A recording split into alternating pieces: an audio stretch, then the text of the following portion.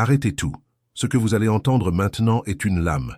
Soit elle vous arme pour toujours, soit elle vous expose et vous laisse saigner. Il n'y a pas de retour en arrière. Ce qui suit va vous transformer, ou vous laisser prisonnier pour les 10 prochaines années. C'est votre choix. Vous connaissez cette sensation, la gorge qui se serre en pleine réunion. Cette idée que vous proposez, balayée d'un revers de main. 10 minutes plus tard, quelqu'un d'autre la reformule, et la salle applaudit. C'était votre idée, c'est son succès.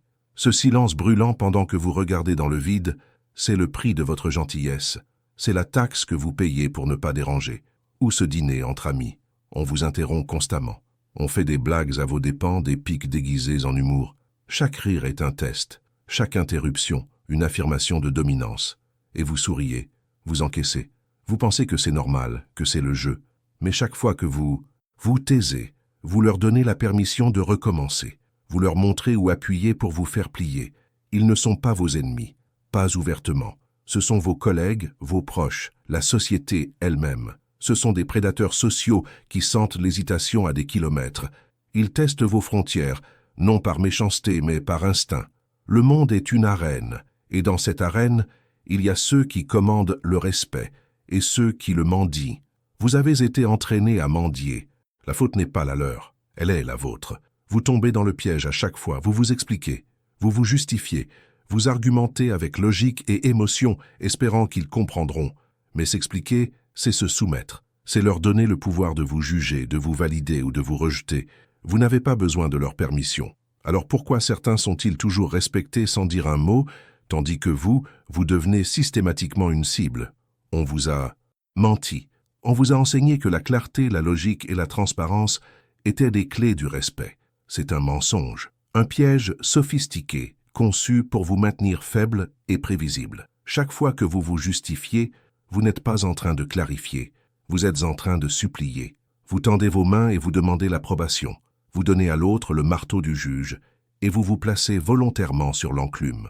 Votre besoin d'être compris est votre plus grande faiblesse. Ils le sentent, ils l'exploitent. Le respect ne se gagne pas par la raison, il ne s'obtient pas par la gentillesse. Le respect est une conséquence du pouvoir, et le pouvoir ne s'explique jamais. Il y a 5 siècles, un homme à Florence a cartographié l'anatomie du pouvoir humain. Son nom était Nicolas Machiavel. Il n'était pas un moraliste, c'était un chirurgien de la réalité.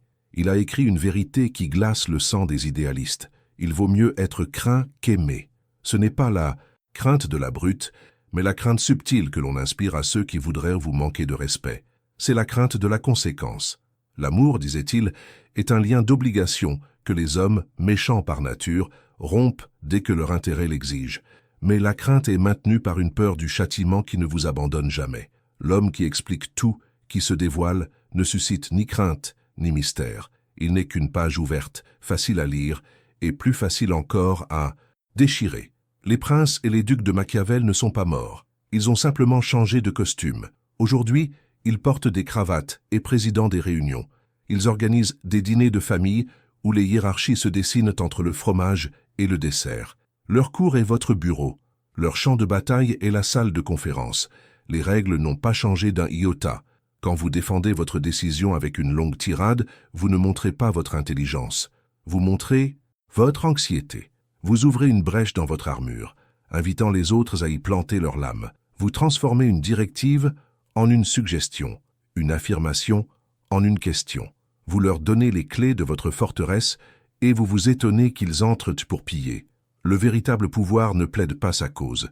Il est la cause. Il agit et laisse les autres réagir. Ce que je vais vous enseigner ne vous rendra pas populaire. Oubliez la popularité, c'est la monnaie des faibles. Vous allez devenir une énigme stratégique, une présence dont le calme est plus assourdissant qu'un cri. Vos paroles deviendront rares, et donc pesantes. Chaque mot sera un événement, pas un bruit de fond. Vos intentions seront voilées, impénétrables, forçant les autres à la prudence. On arrêtera de vous interrompre. On commencera à se taire quand vous parlerez. On cessera de vous tester. On commencera à essayer de vous comprendre, de loin, avec un mélange de curiosité et d'appréhension. Vous ne serez plus un objet dans la pièce. Vous deviendrez la pièce elle-même, le centre de gravité autour duquel les autres orbiteront. Prenez une seconde. Ceci est votre dernière chance de faire demi-tour, car une fois que cette porte est franchie, elle se verrouille derrière vous, pour toujours. Après avoir appris ces principes, vous ne pourrez plus jamais voir une interaction sociale avec la même innocence. Chaque conversation deviendra une partie d'échec, chaque silence, un mouvement stratégique. Vous verrez les fils invisibles du pouvoir partout, dans le regard de votre patron, dans les questions de vos amis, dans le ton de votre famille. Cette lucidité est une arme, mais elle est lourde. Vous échangerez le confort de l'ignorance contre le fardeau du savoir. C'est un pacte, et il n'y a pas de clause de sortie. Le secret n'est pas dans ce qu'ils disent, mais dans ce que vous décidez de ne pas dire. Voici les lois. Ce ne sont pas des conseils, ce ne sont pas des suggestions. Ce sont 10 commandements gravés dans la pierre de la nature humaine. Apprenez-les, incarnez-les, utilisez-les pour construire une forteresse impénétrable autour de votre volonté. Chaque loi est une arme. Chaque application est une démonstration de force. Ne les lisez pas, absorbez-les. La première vous apprendra à vous défendre. La dernière vous apprendra à régner. Écoutez attentivement. 1. Le silence de marbre. Quand on vous attaque, quand on vous provoque, la réaction instinctive est de se défendre. C'est un piège. Votre agresseur attend cette réaction. Il s'en nourrit. Votre justification est sa victoire. Le silence de marbre est l'antidote. C'est une absence de réponse si totale, si froide, qu'elle crée un vide insupportable. Le cerveau humain a horreur du vide. Face à votre silence, l'attaquant est obligé de le combler. Il va bafouiller, se justifier lui-même, reformuler, affaiblir sa propre attaque. Votre silence devient un miroir qui lui renvoie sa propre agressivité, sa propre insécurité. Vous ne vous défendez pas. Vous le laissez se défaire tout seul. C'est l'art de gagner la bataille sans livrer le moindre combat. Vous devenez une statue de marbre, impassible, tandis que l'autre se brise contre vous. Imaginez la scène. Un collègue lance devant tout le monde. Ton rapport est plein d'erreurs. C'est du travail d'amateur. Le sang vous monte à la tête. L'envie de lister chaque heure passée dessus, chaque source vérifiée, vous brûle la langue. Ne le faites pas. Tournez lentement la tête vers lui. Regardez-le dans les yeux. Ne dites rien. Pas un mot. Pas un froncement de sourcils, juste un regard neutre maintenu. Le silence s'installe. 3 secondes. 5. Elles paraissent une éternité. Il va commencer à se tortiller. Il ajoutera « Enfin, je veux dire, il y a quelques points à revoir. » Vous gagnez du terrain. Le silence continue. Il est maintenant seul, face à sa propre attaque. Votre action est une non-action. Regardez l'agresseur dans les yeux. Maintenez le silence. Laissez-le se noyer dans le vide qu'il a lui-même créé. 2. L'économie du pouvoir. Les mots sont une monnaie. Chaque fois que vous en dépensez, vous diminuez votre valeur. Plus vous parlez, plus vous risquez de dire quelque chose de banal, de faible ou de stupide. Les gens qui parlent sans cesse sont perçus comme nerveux, en quête de validation. Ils remplissent l'espace pour masquer leur propre vide. Le véritable pouvoir est l'inverse. Il est rare, il est mesuré. Quand vous parlez, chaque mot que vous prononcez acquiert un poids considérable. Vos paroles deviennent des événements. Les gens se penchent pour écouter. Le silence qui précède et qui suit votre prise de parole lui donne une gravité, une autorité que 1000 discours ne pourraient jamais atteindre. La rareté crée la valeur. Appliquez ce principe économique à votre parole et vous deviendrez instantanément plus influent. Pensez à cette réunion où un problème complexe est débattu. Tout le monde donne son avis, s'interrompt, argumente longuement. Vous restez en retrait, vous écoutez, vous analysez. Au moment où le débat s'enlise, le chef de projet se tourne vers vous. « Et toi, qu'en penses-tu » Tous les regards convergent. Vous attendez un temps. Puis, vous prononcez une phrase. Une seule, courte, dense, chirurgicale. L'option A expose notre flanc droit. L'option B sécurise le périmètre, mais sacrifie la vitesse. Le choix dépend de ce que nous craignons le plus. Puis, le silence. Votre phrase unique a plus d'impact que 30 minutes de bruit. Votre action est la retenue.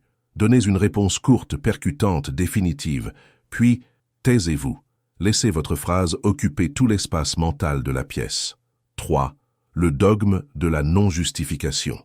Se justifier, c'est se placer en position d'accusé. C'est admettre que l'autre a le droit de vous juger, de valider vos choix. C'est un acte de soumission déguisé en communication. Chaque fois que vous expliquez pourquoi vous avez pris une décision, vous ouvrez une porte à la négociation, à la critique, au doute.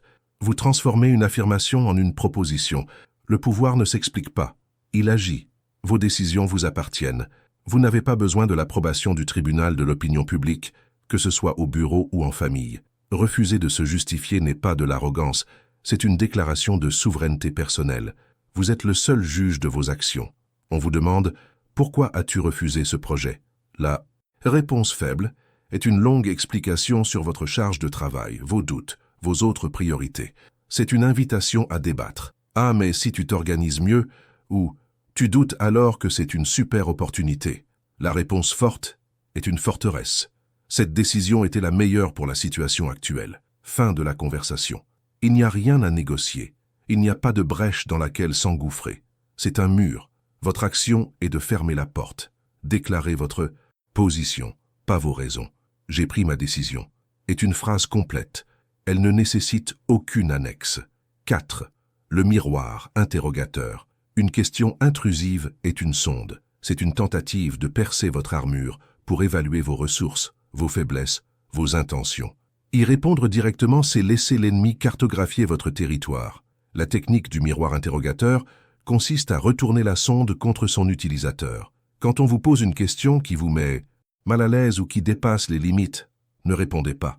Posez une question sur la question. Ce faisant, vous déplacez instantanément la pression.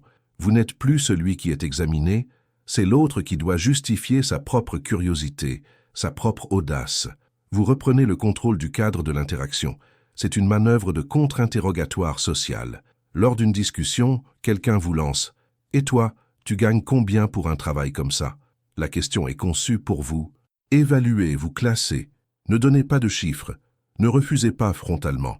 Regardez la personne calmement et demandez, avec une curiosité sincère, « Pourquoi cette information est-elle importante pour toi ?»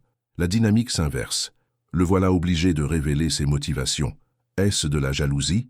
De la simple curiosité? Veut-il vous comparer? Peu importe sa réponse. Il est maintenant sur la défensive. C'est lui qui doit s'expliquer. Votre action est de retourner l'arme. Répondez à la question par une question. Pourquoi me demandes-tu cela? Le projecteur n'est plus sur vous. 5. Le brouillard stratégique. Les hommes craignent ce qu'ils ne comprennent pas. La prévisibilité est une faiblesse mortelle. Si vos collègues, vos rivaux et même vos amis peuvent anticiper chacun de vos mouvements, ils peuvent vous contrer. Vous êtes une cible facile. Le brouillard stratégique consiste à envelopper vos intentions, vos ambitions et vos plans dans une brume d'incertitude. Soyez aimable mais impénétrable. Donnez des réponses vagues. Ne dévoilez jamais la totalité de votre stratégie. Ce mystère force les autres à la prudence. Ils hésiteront à vous attaquer, ne sachant pas comment vous pourriez riposter. Votre imprévisibilité devient votre armure la plus efficace. Le respect qu'ils vous porteront ne sera pas basé sur l'affection, mais sur une saine dose de crainte face à l'inconnu. On vous demande lors d'un entretien annuel « Où vous voyez-vous dans 5 ans ?» Le pas. Candidat faible récite un plan de carrière détaillé, se rendant totalement prévisible. Le candidat fort crée un brouillard. J'explore plusieurs pistes qui me semblent prometteuses. Mon objectif principal est de continuer à apporter une valeur maximale là où l'opportunité sera la plus grande. C'est une réponse qui ne dit rien et tout à la fois.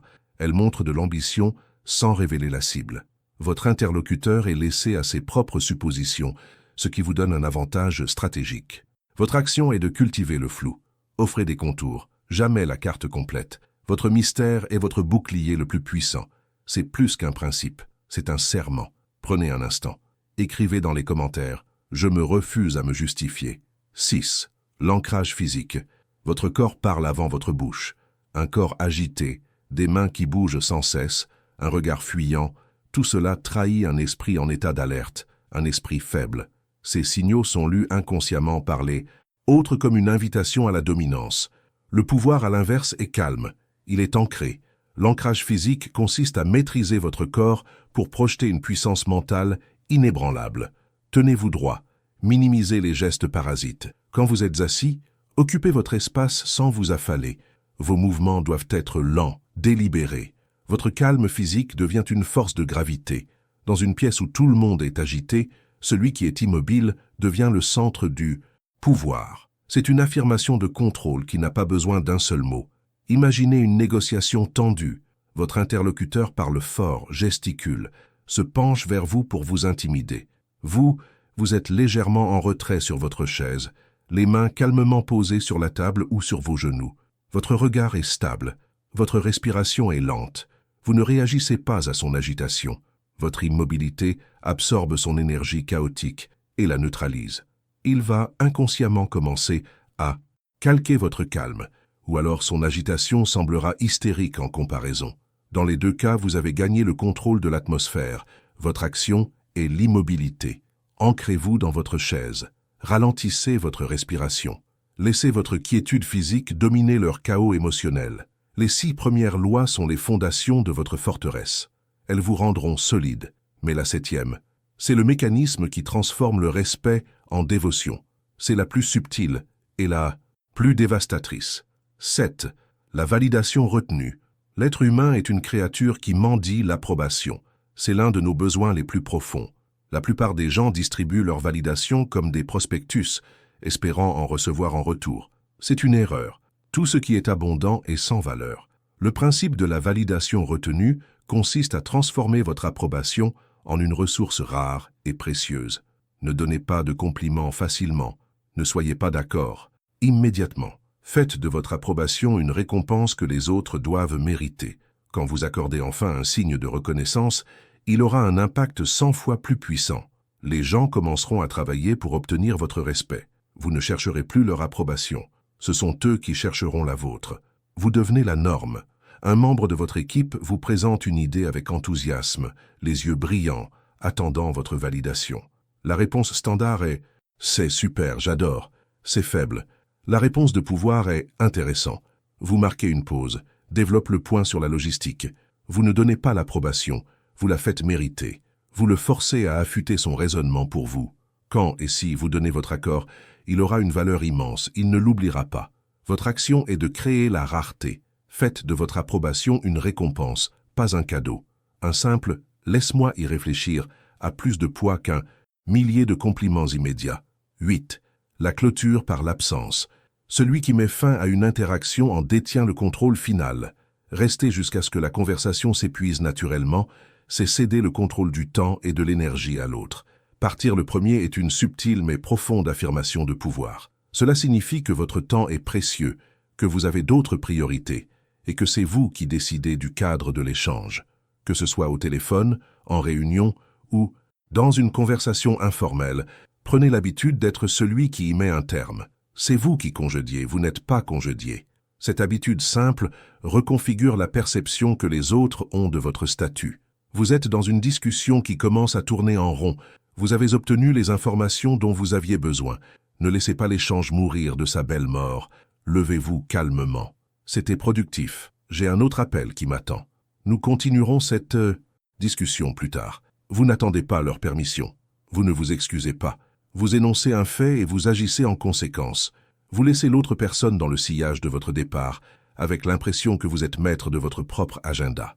Votre action est de prendre l'initiative de la fin.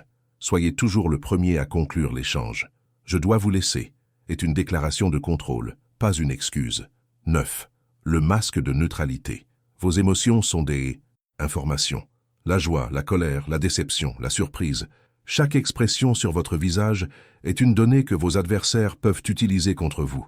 Si votre visage trahit votre déception face à une offre, ils savent qu'ils ont le dessus. Si vos yeux s'illuminent, ils savent où se trouve votre désir. Le masque de neutralité est l'art de dissocier votre état intérieur de votre expression extérieure. C'est le visage de joueur de poker appliqué à la vie. En restant impassible, vous devenez illisible, une énigme. Ils ne savent pas si leurs piques vous atteignent, si leurs arguments vous convainquent, si leurs menaces vous effraient. Ils sont forcés d'opérer dans le noir, ce qui les rend hésitants et prudents. Vous recevez un email contenant une mauvaise nouvelle juste avant une réunion importante. Tout le monde vous observe. L'instinct serait de montrer de la frustration ou de l'inquiétude. Au lieu de cela, votre visage reste parfaitement neutre. Vous lisez, vous acquiescez, légèrement, et vous posez votre téléphone. Personne ne peut savoir si vous venez de perdre un client ou de recevoir une confirmation. Cette impénétrabilité est troublante. Elle sème le doute. Elle vous donne le temps de penser sans que personne ne puisse exploiter votre vulnérabilité initiale. Votre action est de contrôler votre visage. Entraînez-le à être une forteresse. Ne révélez jamais la nature de la bataille qui se joue à l'intérieur de vous. 10. L'architecture de la réputation. Votre réputation est un fantôme. Elle entre dans la pièce avant vous. Elle parle pour vous quand vous êtes absent. C'est l'arme la plus puissante de votre arsenal, car elle fait le travail à votre place. Vous ne pouvez pas la laisser se construire au hasard des rumeurs. Vous devez en être l'architecte. Choisissez une ou deux qualités fondamentales et incarnez-les avec une discipline de fer. La fiabilité impitoyable, la créativité imprévisible, la discrétion absolue, la décision tranchante. Une fois que cette réputation est cimentée, les gens adapteront leur comportement à elle avant même de vous adresser la parole. Ils n'essaieront pas de tromper l'homme réputé pour tout voir. Ils n'interrompront pas la femme réputée pour sa concision mortelle. Votre réputation est une armée silencieuse qui combat pour vous en permanence. Décidez que votre réputation sera celle de la compétence sans faille et du refus total du drame. Quand quelqu'un vient vous voir avec des commérages, vous coupez court. Revenons au projet. Quand on vous confie une tâche, vous la rendez impeccablement et en avance. Bientôt, les gens cesseront de vous importuner avec des futilités. Ils viendront vous voir uniquement pour des sujets importants, avec des dossiers préparés, car votre réputation leur aura appris que vous n'avez pas de temps à perdre. Vous avez façonné la manière dont le monde interagit avec vous, sans avoir à le demander. Votre action est la construction délibérée. Choisissez les piliers de votre réputation, et chaque jour posez une brique. Votre réputation est l'héritage de votre pouvoir. Vous pensiez apprendre des techniques, des phrases, des postures. C'est plus profond que cela. L'arme véritable n'est aucune de ces lois prises isolément. C'est l'armure qu'elles tissent ensemble. C'est votre transformation en une forteresse psychologique, une énigme dont les murs sont faits de silence, dont les douves sont remplies de calme. Votre arme n'est pas une épée que vous dégainez. C'est l'absence de cible qu'ils ne peuvent plus toucher. Vous n'êtes plus un participant au jeu. Vous êtes devenu le plateau de jeu lui-même, froid, solide, immuable. Observez maintenant leurs réactions. La confusion dans leurs yeux quand leurs pics glissent sur votre neutralité. L'agacement quand leurs interruptions se heurtent à votre silence de marbre. Ils vous chercheront. Ils essaieront de provoquer l'ancienne version de vous, celle qui réagissait, qui s'enflammait, qui se justifiait. Mais ils ne trouveront qu'un vide. Leurs armes sociales, autrefois si efficaces, sont désormais inutiles. Ils ne savent plus comment vous lire. Ils deviennent prudents, hésitants. C'est le premier symptôme de leur défaite. C'est la première lueur du respect craintif qu'ils commencent à vous porter. Celui qui vous testait, qui vous dominait par son calme condescendant, va perdre pied. Sa frustration va devenir visible. Il parlera plus fort. Il tentera de rallier les autres contre votre silence, le qualifiant d'arrogance ou de mépris. Ne vous y trompez pas. C'est un cri de panique. C'est l'aveu qu'il a perdu le contrôle du cadre. Il est passé de prédateur à proie, se débattant dans le piège de votre impassibilité. Chaque mot qu'il prononce est une fissure de plus dans sa propre armure. Il s'expose, il saigne, et vous ne faites rien. Vous observez simplement sa chute. Gravez ceci dans votre esprit. S'expliquer, c'est se soumettre. La justification est la monnaie des faibles. Le paille. Silence est une déclaration de pouvoir que personne ne peut contredire. Vous n'êtes plus la cible, vous êtes la forteresse. Vous avez appris à vous défendre, à devenir intouchable. Mais la défense n'est que la première étape. Le véritable pouvoir ne se contente pas de parer les coups. Il choisit le terrain, il dicte les termes, il construit un empire. Et maintenant que vous avez ce pouvoir, que ferez-vous de lui? Vous n'êtes plus une cible, vous êtes une forteresse.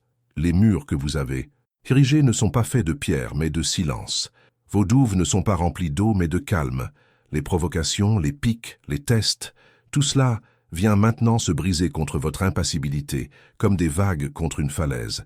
Il cherche l'ancienne version de vous, celle qui réagissait, celle qui se justifiait, celle qui saignait à la moindre égratignure, mais il ne trouve qu'un écho dans une pièce vide. Leurs armes sociales, autrefois si efficaces, sont devenues des jouets inutiles. Leur frustration est désormais visible. C'est le premier signe de leur défaite. Ils ne savent plus comment vous lire, comment vous anticiper. Alors, ils commencent à vous craindre. Et cette crainte est la graine d'un nouveau respect. Un respect qu'ils ne vous donnent pas, mais que votre seule présence leur impose sans un mot. Vous n'êtes plus un joueur dans leur arène. Vous êtes devenu l'arène elle-même, froid, solide, immuable.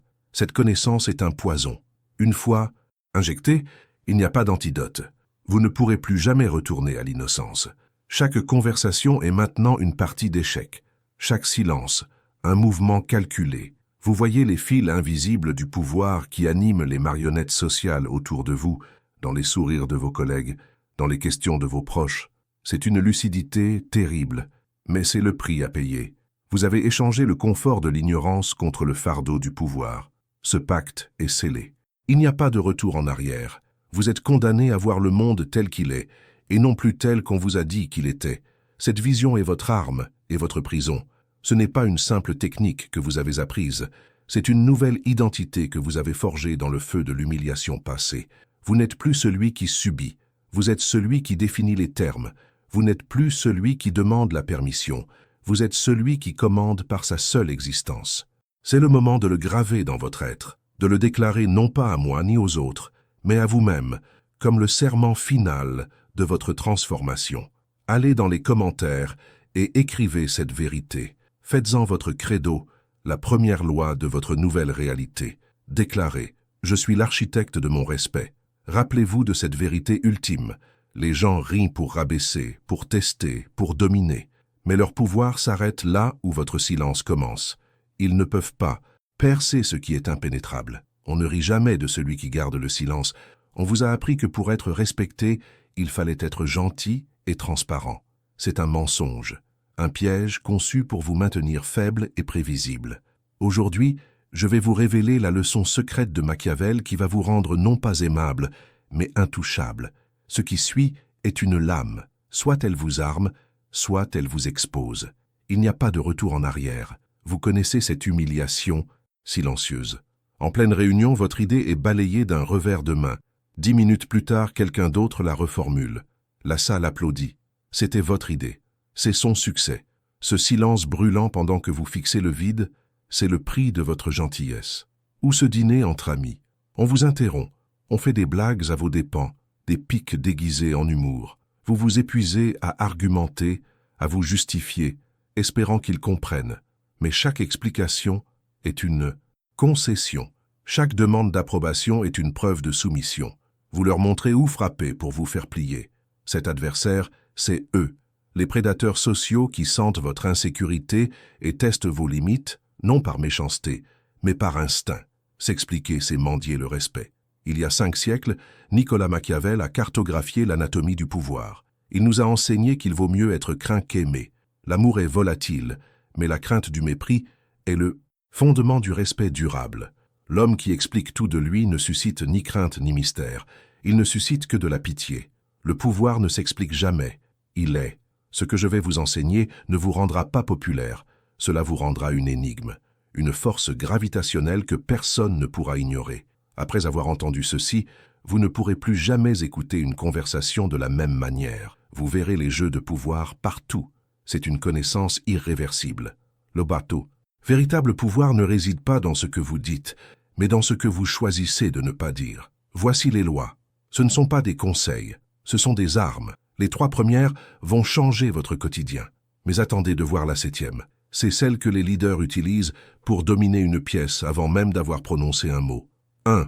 Le silence de marbre. Face à une critique ou une provocation, votre instinct vous hurle de vous défendre. C'est un piège. Ne répondez rien. Le malaise. Silence crée un vide insupportable que votre agresseur se sentira obligé de combler. Il va bafouiller, se justifier lui-même, affaiblir sa propre attaque. Quelqu'un dit « Ton projet n'est vraiment pas terrible ». Regardez-le dans les yeux, sans émotion. Maintenez le silence pendant 5 secondes. Le silence est un miroir. Laissez-le se briser contre son propre reflet. 2. L'économie du pouvoir. Les mots sont une monnaie. Plus vous en dépensez, plus vous perdez de votre valeur. La rareté crée le pouvoir. Quand vous parlez peu, chaque mot acquiert un poids immense. Vos paroles deviennent des événements. On vous demande votre avis sur un sujet complexe. Ne vous lancez pas dans un long discours.